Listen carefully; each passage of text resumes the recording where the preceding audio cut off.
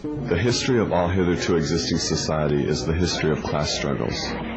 In the earlier epochs of history, we find almost everywhere a complicated arrangement of society into various orders. In ancient Rome, we have patricians, knights, plebeians, slaves. In the Middle Ages, feudal lords, vassals, guildmasters, journeymen, apprentices, serfs. Our epoch, the epoch of the bourgeoisie, possesses, however, this distinctive feature. It has simplified class antagonisms. Society as a whole is more and more splitting up into two great hostile camps, into two great classes directly facing each other, bourgeoisie and proletariat. The bourgeoisie has at last, since the establishment of modern industry and of the world market, conquered for itself, in the modern representative state, exclusive political sway. The executive of the modern state is but a committee for managing the common affairs of the whole bourgeoisie. The bourgeoisie has stripped of its halo every occupation hitherto honored and looked up to with reverent awe. It has converted the physician, the lawyer, the priest, the poet, the scientist into its paid wage labor. It has left no other bond between people than naked self-interest, than callous cash payment. It has resolved personal worth into exchange value, and in place of the numberless, indefeasible chartered freedoms, has set up that single, unconscionable freedom, free trade. In one word for exploitation, veiled by religious and political illusions, it has substituted naked, shameless, direct, brutal exploitation. By freedom is meant, under the present bourgeois conditions of production, free trade, free selling, and buying. The need of a constantly expanding market for its products chases the bourgeoisie over the whole surface of the globe. It must nestle everywhere, settle everywhere, establish connections everywhere. All old established national industries have been destroyed or are daily being destroyed. They are dislodged by new industries, whose introduction becomes a life and death question for all civilized nations. By industries that no longer work up indigenous raw material, but raw material drawn from the remotest zones. Industries whose products are consumed not only at home, but in every corner of the globe. In place of the old wants, satisfied by the production of the country, we find new wants, requiring for their satisfaction the products of distant lands and climes.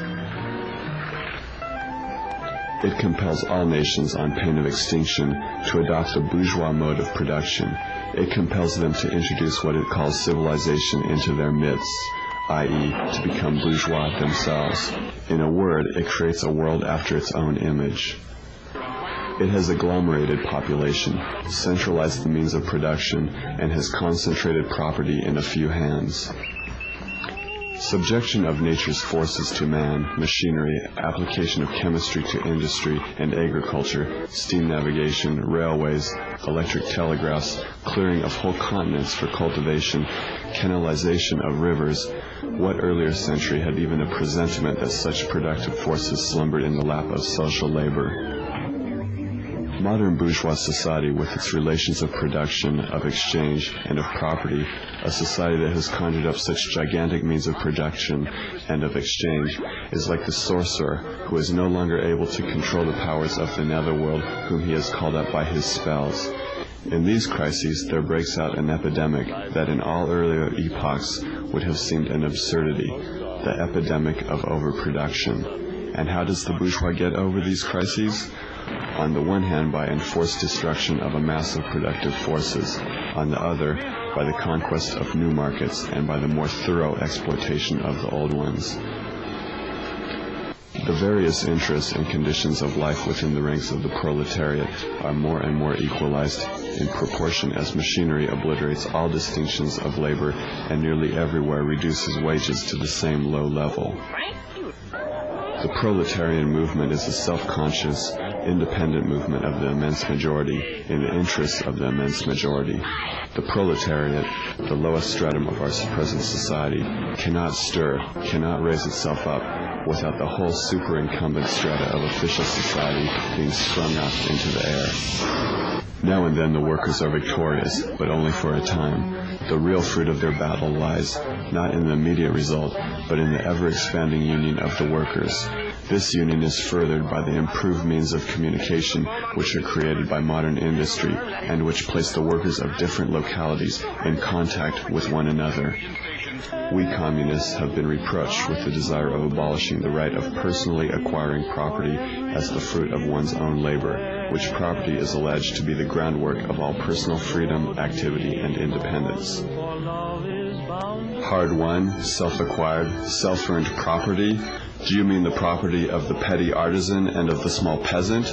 There is no need to abolish that. The development of industry has to a great extent already destroyed it and is still destroying it daily. You are horrified at our intending to do away with private property, but in your existing society, private property is already done away with for 9/10 of the population. Its existence for the few is solely due to its non-existence in the hands of the 9/10. Communism deprives no one of the power to appropriate the products of society. All that it does is to deprive him of the power to subjugate the labor of others by means of such appropriation. The bourgeois claptrap about the family and education, about the haloed co-relation of parent and child, becomes all the more disgusting the more, by the action of modern industry, all family ties among the proletarians are torn asunder, and their children are transformed into simple articles of commerce and instruments of labor. The bourgeoisie has torn away from the family its sentimental veil, and has reduced the family relation to a mere money relation. Nothing is more ridiculous than the virtuous indignation of our bourgeois at the community of women which, they pretend, is to be openly and officially established by the communists. The communists have no need to introduce community of women. It has existed from time immemorial. The workers have no country. We cannot take from them what they have not got. Political power, properly so called, is merely the organized power of one class for oppressing another. In place of the old bourgeois society, with its classes and class antagonisms, we shall have an association in which the free development of each is the condition for the free development of all. The communists disdain to conceal their views and aims. They openly declare that their ends can be attained only by the forcible overthrow of all existing social conditions. Let the ruling classes tremble at a communist revolution. The proletarians have nothing to lose but their chains. They have a world to win. Workers of all countries, unite.